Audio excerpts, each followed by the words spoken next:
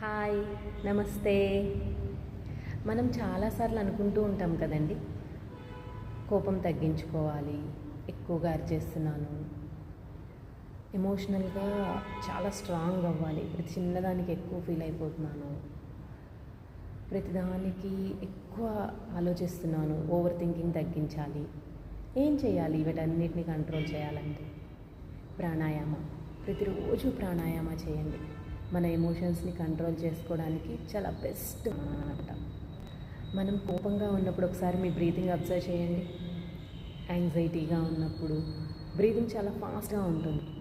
నార్మల్గా ఉన్నప్పుడు, కామ్గా ఉన్నప్పుడు బ్రీతింగ్ చాలా స్లోగా ఉంటుంది. అంటే మన బ్రీతింగ్ అనేది మన ఎమోషన్స్ ద్వారా చేంజ్ అవుతుంది. సో ప్రాణాయామ, డిఫరెంట్ బ్రీతింగ్ టెక్నిక్స్గా మన ఎమోషన్స్ని కంట్రోల్ చేసుకోవచ్చు. ప్రతిరోజు ప్రాణాయామ చేయండి.